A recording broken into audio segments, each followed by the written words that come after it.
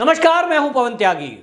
महबूबा मुफ्ती ने एक बयान दिया है और उन्होंने कहा कि भारत सरकार अफगानिस्तान में मारे जा रहे लोगों की चिंता कर रही है, उनके अधिकारों की चिंता कर रही है, लेकिन कश्मीरियों की चिंता नहीं करती है और समान अधिकार यहां लोगों को नहीं है। यहां तक कि उन्होंने कहा कि लोगों को मरने के बाद भी दफनाने तक में मानव अधिकारों की रक्षा नहीं की जा रही है। उनका यह बयान गिलानी को लेकर है, एक तरफ तालिबानियों को लेकर है, क्योंकि आपको बताऊं जिस तरह से तालिबानियों के अफगानिस्तान में जब कब्जा हुआ था उसके तुरंत बाद भारत सरकार हरकत में आई थी और बहुत सारे अपने राजनयिक और सुरक्षा बलों के साथ साथ बहुत कुछ महिलाओं को और कुछ जो है ऐसे लोग थे जो भारत में आना चाहते थे, उन्होंने एप्लीकेशन दी थी। नागरिकों को भारत की सरकार बचाकर भारत में लाई थी या दुनिया के अन्य कई देशों में उनको विस्थापित होने में मदद करी थी, सुरक्षा करने में मदद करी थी। अब ये जो महबूबा मुफ्ती है, इनको प्रॉब्लम ये आ रही है, इनको लगता है कि भारत सरकार ने जो अफगानिस्तान के नागरिकों की रक्षा की वो क्यों की, वहां से लोगों को क्यों निकाला, अपने राजनीतिकों को क्यों लाई, क्यों उनसे संबंध खत्म कर दिए। तालिबान का कब्जा जब हुआ है तो ये कहती है कि उनकी मदद ना की जाती जिनकी मदद भारत सरकार ने की थी।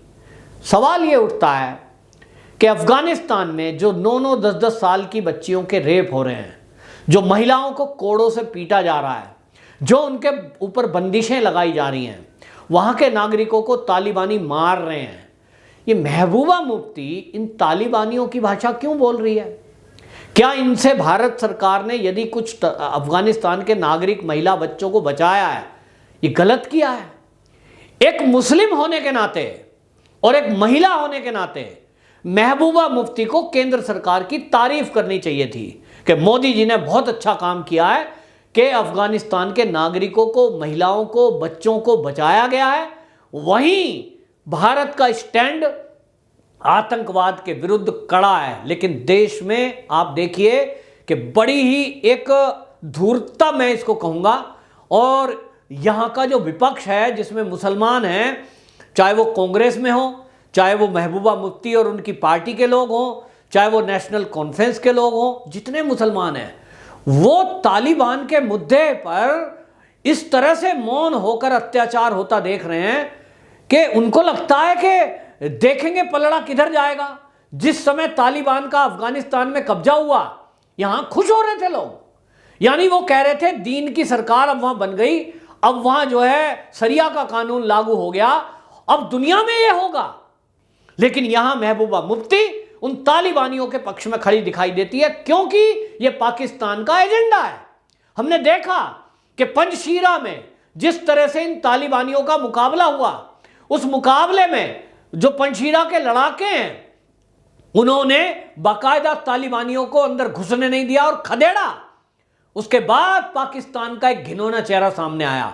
पाकिस्तान की सेना ने, पाकिस्तान की एयरफोर्स ने तालिबानियों की मदद की, पंजशीरा के आम नागरिक, महिला और बच्चों की मदद नहीं की और उन निहत्तों पे भी गोलीबारी बरसाई। और जिन शहरों में तालिबान घुस नहीं पा रहा था, पंजशीरा एरिया में, उस प्रांत में, वहां उनको घुसपैठ कराने में, अवैध कब्जा कराने में पाकिस्तान ने साथ दिया। पूरी दुनिया में पाकिस्तान के इस कुकृत्य का विरोध हो रहा है। यहां तक कि जो ईरान है, मुसलमानों का एक देश है, उस ईरान ने भी आपत्ति दर्ज की है कि पाकिस्तान की इस नापाक हरकत को हम सहन नहीं करेंगे कि वो अफगानिस्तान के मामले में बीच में पड़े। अब आप समझिए, दुनिया के कई देशों में प्रदर्शन हो रहा है, ईरान नाराज है, लेकिन महबूबा मुफ्ती ये चाहती हैं शायद कि पाकिस्तान इसी तरह आतंकवाद की मदद करे।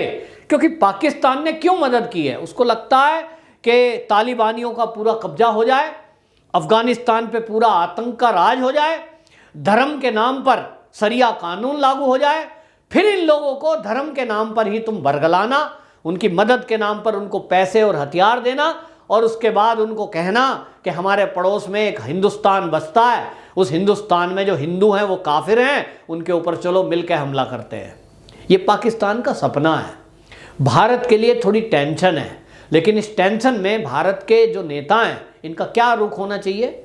ये भारत में खा रहे हैं, भारत में जी रहे हैं। महबूबा मुफ्ती के घर में जो खाना आ रहा है वो नौकरी पे नहीं जाती कोई, यहीं के टैक्स पेयर का पैसा है। वो जो सुरक्षा में गार्ड लगे हुए हैं ना, लेकिन वो जो सुरक्षा के गार्ड खड़े हैं, सेना के लोग, केंद्रीय सुरक्षा बलों के लोग, वो मेरे पैसे से, मेरे जैसे आम नागरिक के पैसे से तनख्वाह पाते हैं, सुरक्षा कर रहे हैं महबूबा मुफ्ती की। क्यों? क्योंकि उनको लगता है कि महबूबा मुफ्ती देश की नागरिक है, देश के बारे में विचार करेगी। लेकिन महबूबा मुफ्ती जैसे नेता मानने को तैयार नहीं है। वो पाकिस्तान के एजेंडे को चलाते हैं, पाकिस्तान जो बोलेगा वही करना चाहते हैं, पाकिस्तान की भाषा बोल रहे हैं। तब ऐसे में क्या करें? तो केंद्र सरकार के पास एक इलाज है अब इन नेताओं का। 2014 के बाद ये इलाज करना मोदी ने शुरू कर दिया है। 2014 के पहले गिलानी जैसे नेता अलगाववादी कहलाते थे, उनको कांग्रेस के टाइम में भी जेल में डाला जाता था, क्योंकि कानून है हमारे देश का कि हमारे देश के विरुद्ध यदि कोई देशद्रोही एक्टिविटी करेगा तो हमारे संविधान में वो कानून है कि देशद्रोह की भाषा बोलना, विदेशियों के साथ मिलकर, आतंकवादियों के साथ मिलकर देश के साथ षड्यंत्र, देश के खिलाफ षड्यंत्र करने वाला वो जेल में है, उसकी जगह। गिलानी को परमानेंट जेल कभी नहीं हुई, जेल जाता रहा, छूटता रहा, ऐसा आदमी आजीवन जेल में रहना चाहिए था। ठीक यही ट्रीटमेंट महबूबा मुफ्ती के साथ भी करने की जरूरत है, क्योंकि इनकी भी भाषा अलगाववादी नेता सैयद शाह गिलानी से कम नहीं है। आज आप देखिए, गिलानी मर गया। मर गया कौन था वो? क्या एक बहुत बड़ा कश्मीर का कोई संत था? क्या वो कश्मीर का एक बहुत बड़ा महात्मा था? क्या वो बहुत बड़ा कोई धर्म उपदेशक था? नहीं, केवल जिहादी मानसिकता का था, और वो भी कश्मीर की भाषा बोलता था, जो कश्मीर का एजेंडा जीवन भर चलाता रहा, भारत में बैठकर भारत विरोधी बातें करता रहा, सेना के ऊपर पत्थरबाजी करने वालों को फंडिंग करता रहा, और नेता बनकर विदेशों से पैसा लेता रहा और इधर आतंकवादियों को देता रहा। यानी आतंकवादियों का मददगार। अगर वो मरता है, ये अलग है कि इस देश में कोई संविधान है, कानून है, वरना ये गिलानी जैसे लोगों को इस देश में, जो गिलानी की लाश को निकालने की और बात कर रहे हैं इस तरह की, ये धर्म के नाम पर उन्माद फैलाने वाले लोग हैं, इनको यहां जगह देने की जरूरत नहीं है। और इनका एक ही इलाज है। नेट वेट बंद क्यों कर रही है सरकार? सीधा मैं बता रहा हूं कि जो आतंकवादी का मददगार बने, जो आतंकवादी की भाषा बोले, उससे सिंपैथी रखता हो, उनको लगता है कि पाकिस्तान के झंडे में लपेटकर उसकी लाश को कहीं सम्मान देना चाहिए था, हैं? तो आप इसके नाम पर आतंकवादी के मरने पर दुखी हो। जो आतंकवादी केवल इस देश में और दुनिया में इंसानियत का दुश्मन है, ये आतंकवादी जो आज कश्मीरियों को अच्छे लग रहे हैं पाकिस्तान से आए हुए, जरा अफगानिस्तान में जाओ और देखो। मैं एक काम कहता हूं, भारत सरकार को मेरी एक सलाह है, इस चैनल के माध्यम से कहना चाहता हूं।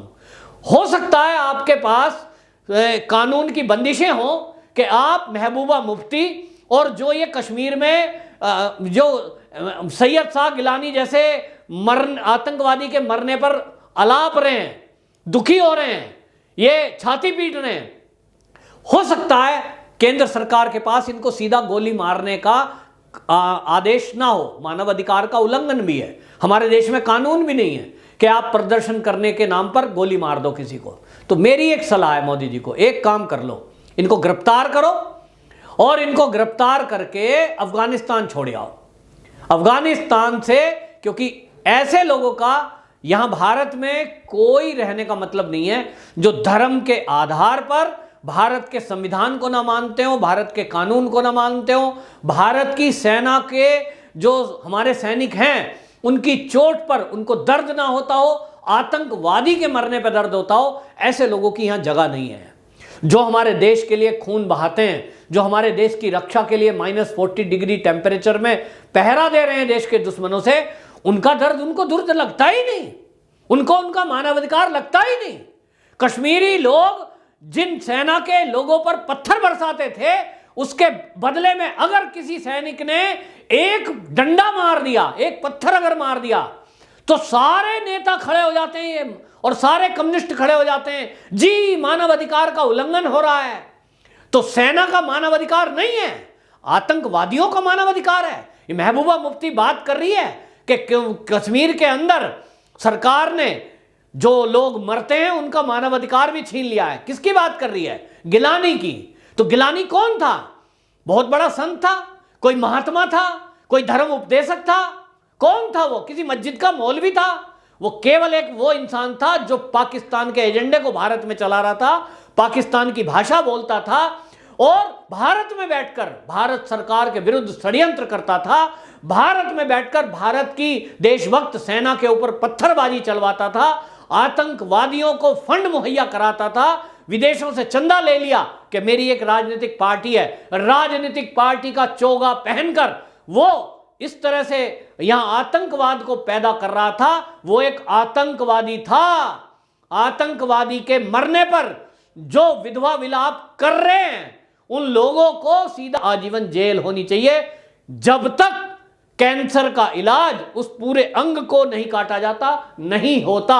इसी तरह इस देश में देश विरोधी गतिविधि करने वाला कोई भी हो, ना उसकी जात है, ना उसका धर्म है, उसका ना यह देश है, उसका एक ही इलाज है, ऑपरेशन करना जरूरी है।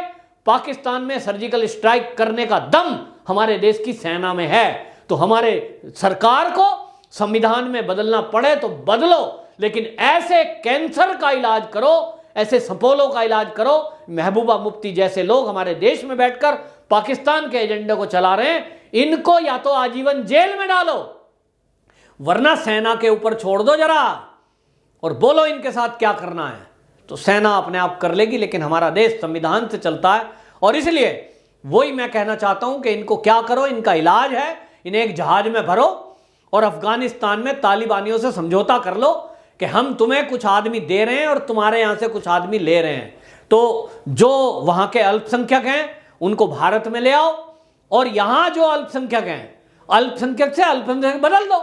यहां के अल्पसंख्यक अफगानिस्तान और अफगानिस्तान के अल्पसंख्यक भारत में। तो अदले बदले में दे दो, और बल्कि भैया एक के बदले 4 कर दो, एक के बदले 10 कर दो। पूछ लो तालिबानियों से तुम्हें कितने चाहिए। हमारे यहां बहुत हैं ऐसे जो तालिबानियों के नाम पर ताली बजा रहे हैं और उनके अत्याचारों पर मौन हैं और वहां के बच्चियों के साथ होते हुए रेप पर वो खुश हो रहे हैं। तो ऐसे तालिबानी सोच के लोगों को जहाज में भरो और एक के बदले 10 तालिबानियों को ट्रांसफर कर दो अफगानिस्तान में कि भैया हम 10 ला रहे हैं, इसके बदले एक अल्पसंख्यक तू दे दे, हमारे देश का अल्पसंख्यक तू ले ले। आपका विचार इस बारे में क्या है जरूर बताओ, ताकि सरकार मेरी इस विचार को मानकर इंप्लीमेंट करने की तरफ में दिशा में एक कानून बनाने के लिए वो मजबूर हो जाए। वंदे मातरम।